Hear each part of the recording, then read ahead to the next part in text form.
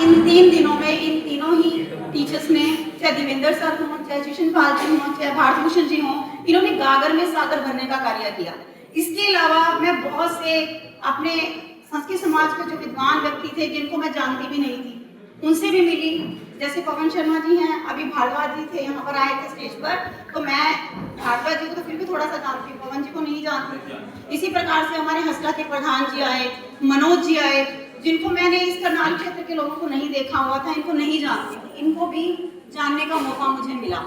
ठीक है, तो मेरा ये मानना है कि हम यहाँ पर जो 3 दिन में सीखा है ना, इसको कोशिश करें कि हम बच्चों तक पहुँचा पाएं, इसको अपने जीवन में अप्लाई कर पाएं। आता हमें सब कुछ है, लेकिन शायद हर किसी का पढ़ाने का तरीका अलग है। शायद हम किसी से कोई अच्छी चीज सीख कर जाएंगे। मैं तो खुद बता रही हूँ कि मैंने जो सीखा वो मैंने सर की शिक्षण विधियां मुझे सबसे ज्यादा अट्रैक्ट करके जा रही हैं। ठीक है, तो शिक्षण विधियों के अकॉर्डिंग हमें पढ़ाने का प्रयास करना चाहिए, चाहे प्रत्यक्ष विधि हो। और सर उस दिन सूत्र विधि करा रहे थे, तो सूत्र विधि में देखो मैंने बीएड विद मैथमेटिक्स किया, मैं ग्रेजुएशन विद मैथ्स हूँ, मैंने खुद जो है ना शिक्षण विधि अच्छे से पढ़ी हुई है, 7 साल मैंने बीएड कॉलेज में पढ़ाया है। तो जो सूत्र विधि जो थी, सूत्र विधि में हम आगमन से निगमन की ओर जाते हैं। आगमन का मतलब होता है उदाहरण से नियम की ओर। जैसे कि हमें किसी बच्चे को संधि सिखानी है तो पहले हम एग्जाम्पल दे रहे हैं, इति प्लस आदि इत्यादि। ठीक है, इस तरह से पहले हम उसको 2-4 एग्जाम्पल देते हैं, फिर उसका नियम बना के बताते हैं कि देखो बेटा ये इससे ऐसे मिला, इति प्लस इत्यादि में यण संधि कैसे है, ई के स्थान पर यह कैसे आया।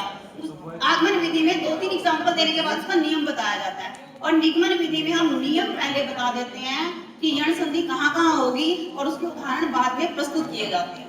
मुझे आज भी अपने टीचर का बीएड के दौरान का वो एग्जाम्पल याद है। उन्होंने हमें एग्जाम्पल दिया था कि देखो किसी बच्चे को ये सिखाना है कि सूरज पूर्व दिशा में निकलता है। 2 तरीके सिखाने के, एक तो बच्चे को पहले दिन ही बता दो कि बेटा सूरज पूर्व दिशा में निकलता है, उसके बाद उसको रोज सुबह के टाइम आप खिड़की के पास ले जाकर दिखाओ कि देख बेटा सूरज पूर्व की दिशा में निकल रहा है। दूसरे दिन दिखाओ, तीसरे दिन दिखाओ। ये थी हमारी निगमन विधि कि हमने नियम पहले बता दिया था सूरज पूर्व दिशा में निकलता है, और फिर हमने एग्जाम्पल से उसको एक्सप्लेन किया। और आगमन विधि में कि पहले उसको रोज खिड़की के पास ले जाओ, देख बेटा वहां सूरज निकल रहा, देख उधर निकल रहा, देख उधर निकल रहा, और लास्ट में जाके कंक्लूड करके बताओ कि देखो सूरज हमेशा इसी दिशा में निकलता है। तो जो आपकी वो सूत्र विधि थी वो यही विधि है, और जो हमारी ग्रामर के अंदर अप्लाई होती है। ठीक है, तो पूरा ही सेशन बहुत ही ज्यादा अच्छा था। मैं मतलब हमारे जो एमटी हैं वो धन्यवाद के पात्र हैं कि उन्होंने इतने इंटरेस्टिंग वे में, इतने कम समय में इतने टॉपिक्स कवर कर दिए कि सारी ग्रामर कंप्लीट हो चुकी है हमारी। धन्यवाद।